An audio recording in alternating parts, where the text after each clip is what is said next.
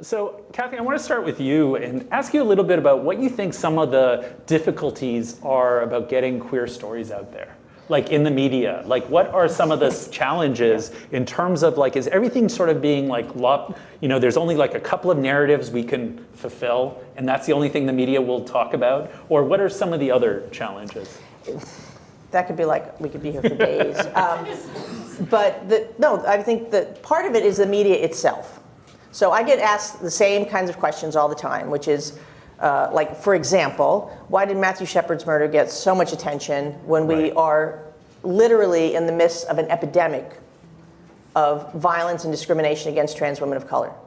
I see it every day on my social media, and somehow it's not getting kicked up the way 20 years ago I got on a plane and went to Laramie, and that got more media attention than anything I had ever dealt with in my career at the time. So we have to look at how the media works, and we also have to look at our own community's biases and need to work on ourselves. Because the first time I met with his mom, she asked me that question. Judy Shepard said to me, why is it, as I'm learning that this happens so often, why did my son's murder get so much attention? He was white, he was young, he was a college student, he was gay, but he wasn't too gay. And the community rose up. We had hundreds of vigils. We had thousands of people in the streets. Here in New York City, there were like 10,000 people in the streets of Chelsea. Yet, not long after, it was about a year after, a young woman named Sakia Gunn, who was a kind of butch African-American lesbian, was killed in the streets because a guy made a pass at her girlfriend, and she mouthed back at him, and he stabbed her to death. I was one of maybe a half a dozen white people at her funeral. So all those people that were out in the street for Matt couldn't get on the PATH train. Right. So I think we need to kind of look at the role the media plays, and our need to advocate that the media do their jobs. But then we also have to look at the role the community plays in raising up and lifting up these stories. Because to me, that is actually the harder thing to do. I will take a open-minded, straight journalist any day of the week over a gay journalist who thinks he knows everything and is carrying around his own baggage around lots of different issues. Often understandable given the culture we are raised in, but at the same time is very reticent to kind of push himself or those boundaries. And I'm actually dealing with it literally right now with a major media outlet that is not interested in folding in a story throughout all of this coverage of Stonewall 50 and where have we been, what do we still need to do a big story about the epidemic against trans women of color. It's really just, that to me is... So what do they say in response to that? Like, what would be some of the things? We already covered that some.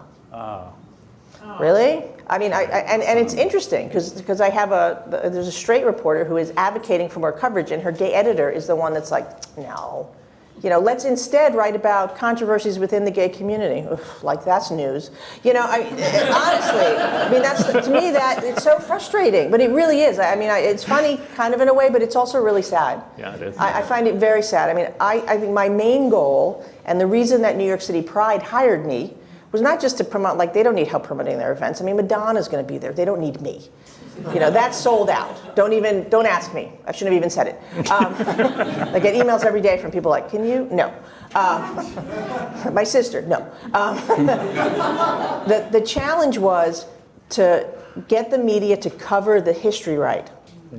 To get the story right, because they're not. They haven't been. And even our own community, we don't know our own history, or we have skewed versions of it, or it becomes myth and legend, as David Carter is fond of saying. Historical moments can be like that. And the other was to try and lift up diverse stories. And I'll give you one example and then pass it along. The New York Times is doing a special pull-out section. I mean, who buys the paper now, right? We all read them on our iPads or online. On June 23rd, go find a New York Times, because there will be a special section just on Stonewall 50 and the queer community. And you won't see my name in it. In fact, you won't see names of really almost anybody at New York City Pride, but our fingerprints are all over it, because we worked with the editor and all of her staff to make sure that it was as inclusive and expansive and detailed as we could possibly get it, and to cover as much ground. And the one thing I would say you can look at now, I mean, they're posting things online, but it's nice to have the hard copy every once in a while, as we see here. There's a video that Shane O'Neill did called Who Threw the First Brick at Stonewall? Spoiler alert, we don't know. Spoiler alert, no brick. Anyway, it's an amazing thing. It does a great job of contextualizing what really, as far as we know, happened, without diminishing the roles of the diverse people and diverse stories that we have heard. It's really a pretty amazing piece, and I encourage you all to take a look at it. Yeah, I echo that. It's a really good piece, and sort of the idea of like demystifying some of the like mythology that revolves around this. Now, Eduardo, what's the role of art in this, in changing the narratives? I mean, do you see it like at Leslie-Lohman? Is art playing that role? Is art amplifying? How do you see sort of the way it works into this? Yeah. Well, I want to start by saying that along with noting that there's a diverse array of art in what we're looking at today, to me, what's really striking is how our own people in our own community have preserved a lot of the artwork we're looking around us today. That is, I think, exactly the way that Charles Leslie and Fritz Lohman preserved artwork from the community in the way they did, and then ended up, forming a foundation that then later led them to form a museum. It's people in our communities uplifting the voices, recognizing the inherent value in the history that this art is depicting, and that juxtaposed to an art world that can be very speculative at times, is a really stark contrast. I mean, I talk to people all the time. They're like, "Oh, Leslie-Lohman, it's, you guys exhibit gay art. There's so many gay artists out there." But the reality is that those gay artists that have come into our canon, as we might know it, I mean, you look at, Hujar and Vartanian, and then on the other side you have Warhol of this panel. Like, they came into their careers as into sort of like a celebrity. The gay about them is just coming out now, right? If the museum actually, the Warhols that you'll see on the other side of this wall, one of them is from the Sex Part series, which is 7 different panels. The museum has, I believe, 4 or 5 in its collection, and 4 of them were in the Whitney retrospective that just happened this past year on Warhol. Never before had they been asked to be loaned for a Warhol show. So it just shows you that, like, we might see value in our community, in our histories, in the photographs we hold on dear to, in the posters of, ACT UP or all of these different things that we did as community. But were it not for that, I'd be interested to see a world where if the community didn't do that, like, what we would have today. I mean, to me, it's kind of miraculous. So that, I think, is what's the ongoing kind of concern of mine around the art world. Yes, it's preservation, but also thinking of grappling with this idea of, like, the queer art celebrity versus, like, the queer artists and the queer photographers and the queer poster makers of today that, like, just have a value because they're documenting this moment in time for the queer community. But who's to say, like, what of that will be left, 50 years down the line? Well, I think it's also incredible with this sale. It's like, I think there's this myth, one of the myths we talk about in the community, that somehow, like, the art world is very gay or very queer. And I think it's like, it's kind of true, but it's not really true. And it's sort of like, it's one of those, and the fact that this is the first LGBTQ sale, it's like, it just goes to show, it's sort of amazing. Now, Cathy, what do you think some of the turning points were, where queer stories were starting to be reported, and queer, and people were interested in the ephemera? And I mean, someone who's sort of worked with the media and stuff, have you seen any turning points? Yeah, I mean, you could go back. I mean, if you go back to sort of the late 60s, early 70s. I mean, you look at 73, American Psychiatric Association removes homosexuality from the DSM. So, you know, as Eric Marcus said on a documentary that was on MSNBC last night, all of a sudden we weren't all crazy. We could argue that.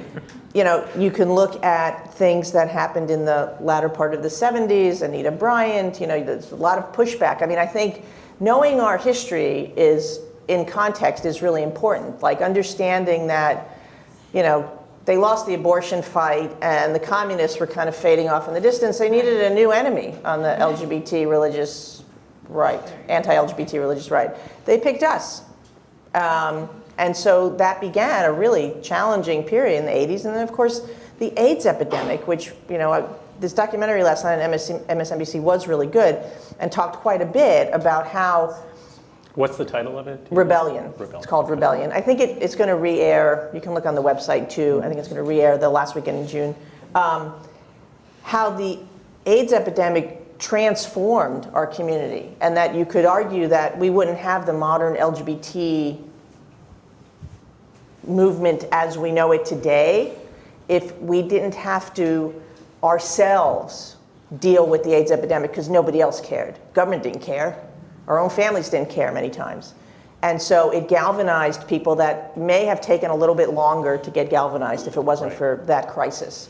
And then we went into the 90s. And that was, my activism really started in sort of like 1989, 1990. So Don't Ask, Don't Tell, the Defense of Marriage Act, you know, Bill Clinton was in office and we were also hopeful, and then that kind of all went to, you know, because we were still living in a climate where it was not going to be as easy as he would have liked to get rid of to get rid of the ban on LGBT service. So we instituted Don't Ask, Don't Tell, which was a horrible compromise. And then we moved into the sort of mid-90s, and that's when you started to see a lot more like pop culture visibility. I mean, most of it was still pretty white, and most of it was still pretty male. And then you had Ellen, and she came out in 97, and then Matthew Shepard was killed in 98, and you started to see this like cascading into the 2000s, and you started to see you know, more organizing and emphasis on more diverse representations. You started to see energy around marriage equality. You started to see energy around getting rid of Don't Ask, Don't Tell. And with Obama in office, we made, you know, arguably the most progress we've ever really made.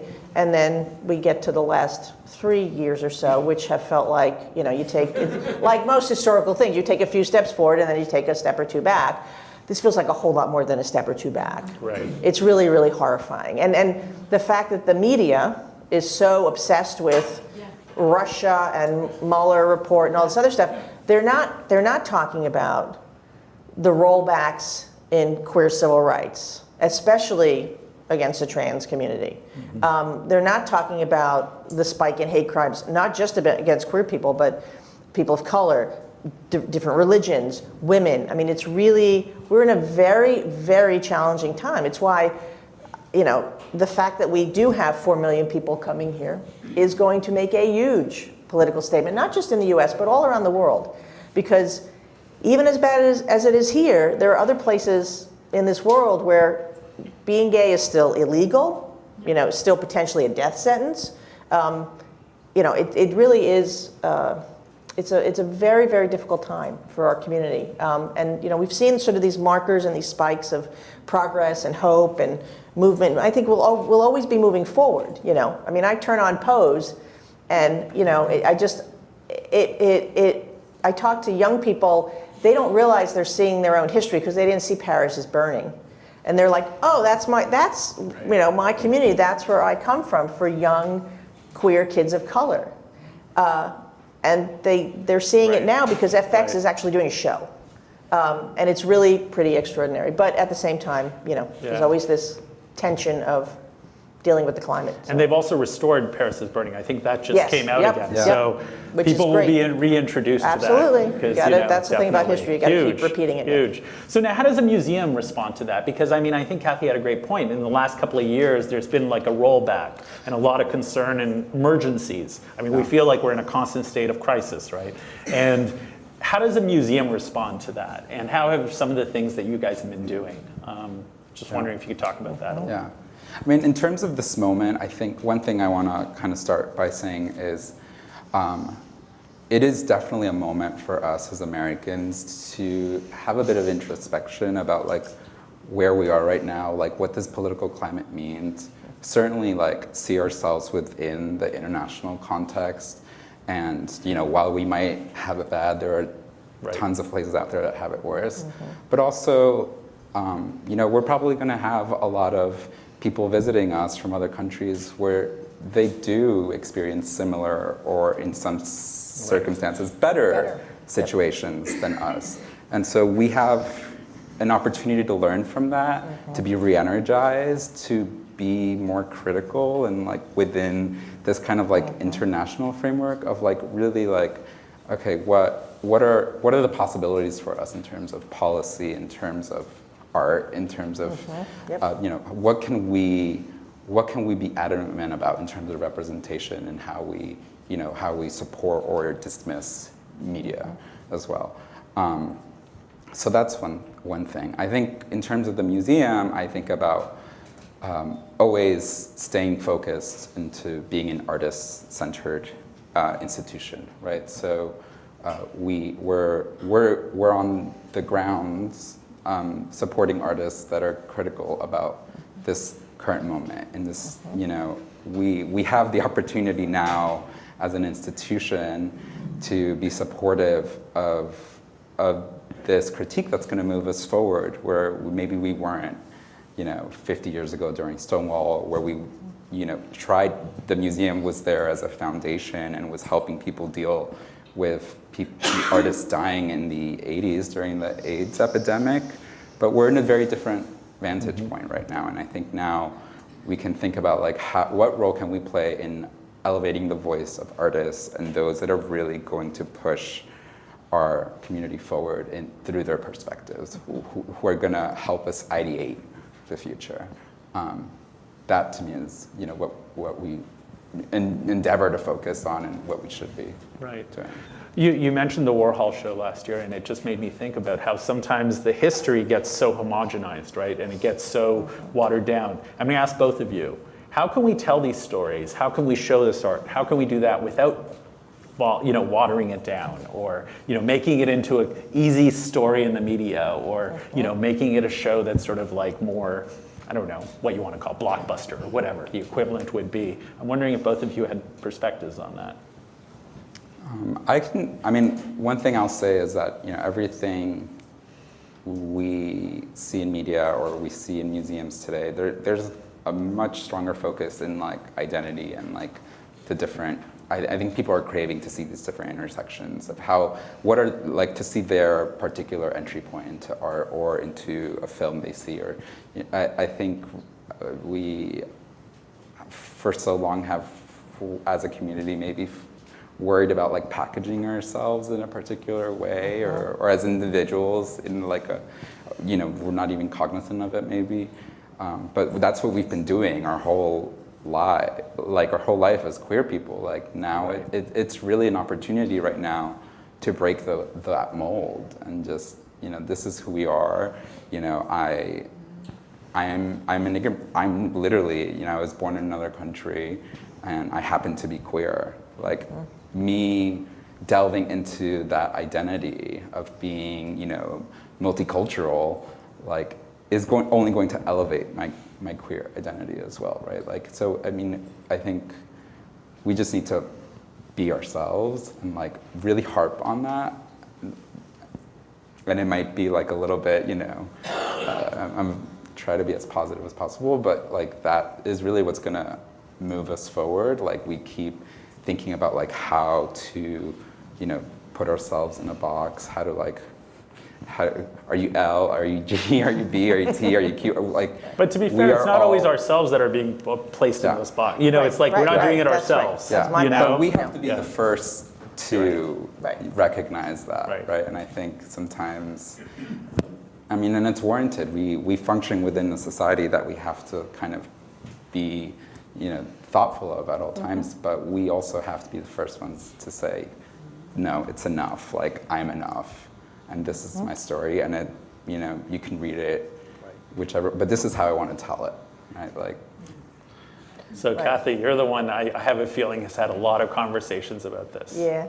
I mean, and it is a matter of like pushing back. So two things. One is, we have made a tremendous amount of progress. I'm sure that a lot of people in this room will remember the times where if they quoted a gay person in an article, they would also have to quote the Family Research Council, which Right. doesn't have anything to do with any of those words, or focus on the family, or any of the, and I had to have these very difficult conversations with journalists because they wanted to balance the story. And my response was, so do I exist or not? Because that's what you're saying. Because these folks don't want us to exist.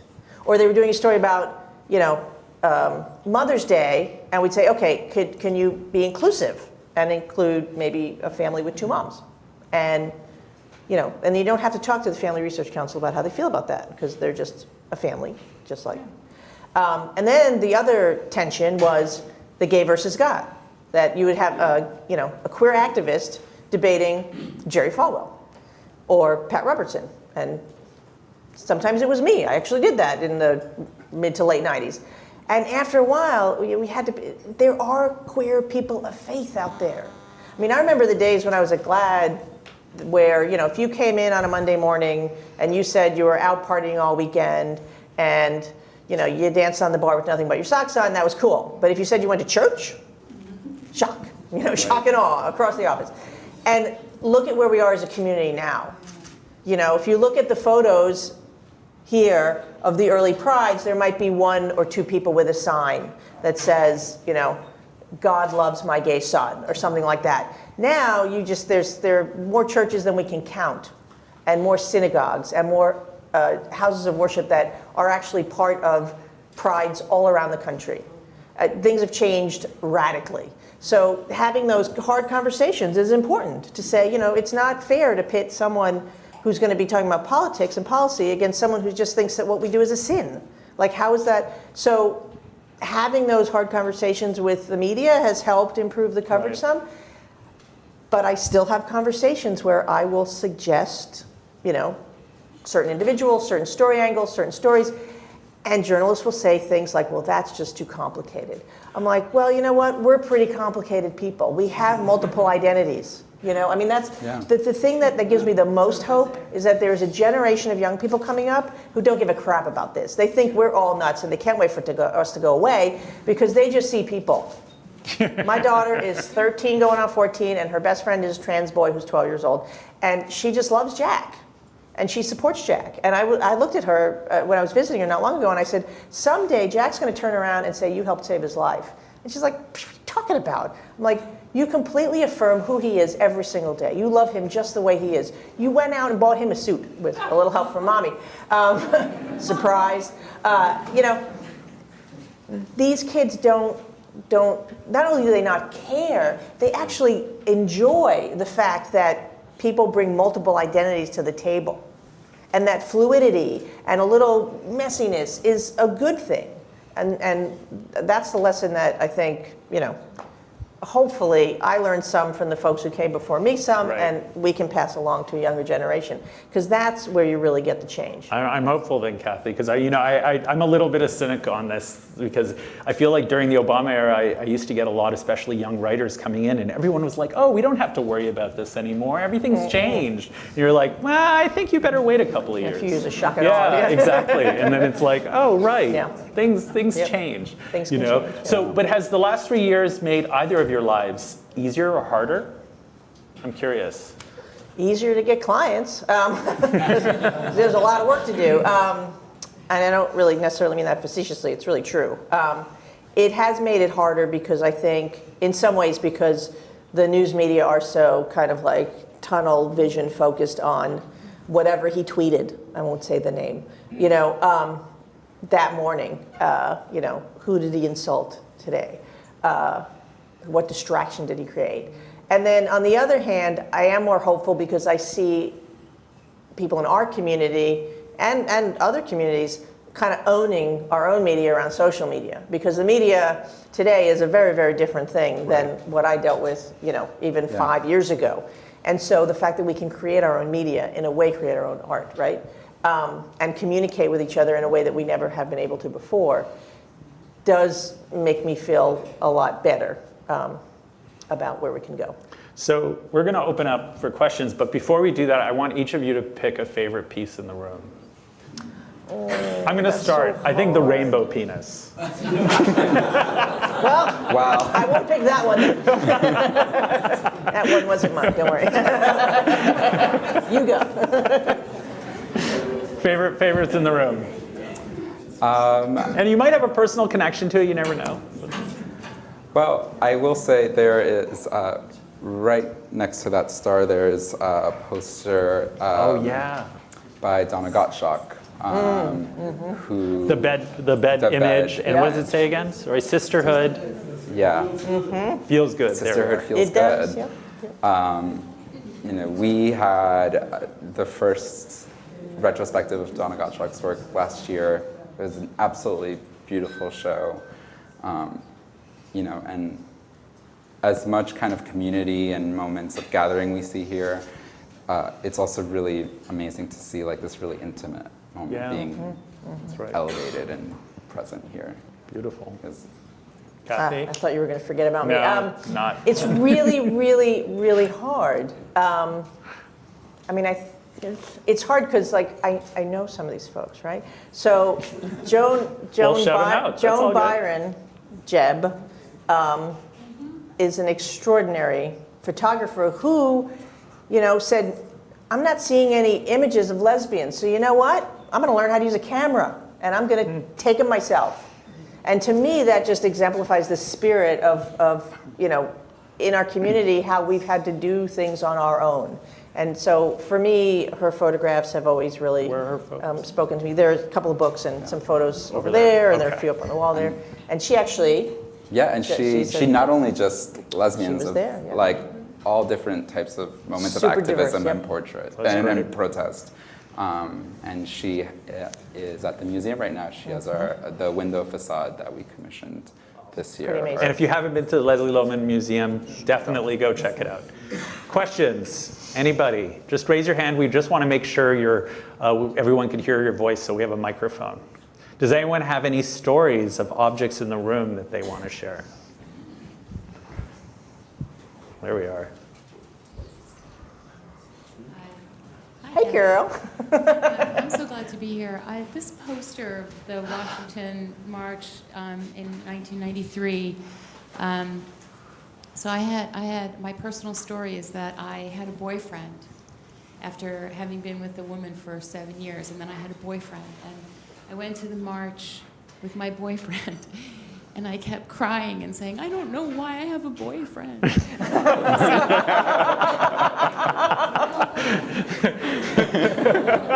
That was a beautiful moment. Awesome. I think there was a comment over here. This gentleman, did you have a comment? Yeah. My name is Jim Forat. I was very glad that Cathy brought up about Sakia Gunn, because I too went to the funeral. I wrote about it for Gay City News. They put it on the cover, knowing that if they put a black person on the cover, they would sell less issues. Wow. So there was, it wasn't all lost to the story, but for those of you who don't know the story of Sakia Gunn, Google it, please, because it's a very, very important one. Cathy touched on the point. I just have one question. And was it a riot?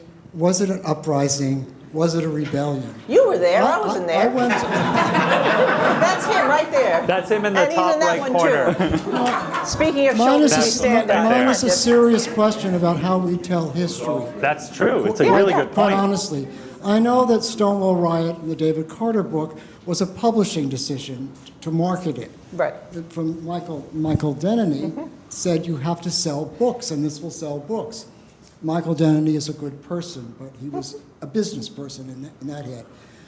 Uprising, which Eric Marcus has just pushed forward, and it seems that everyone is using the word uprising. I went to the dictionary, and it says that an uprising, every single one of them that I could find, is pre-planned, and it has leadership.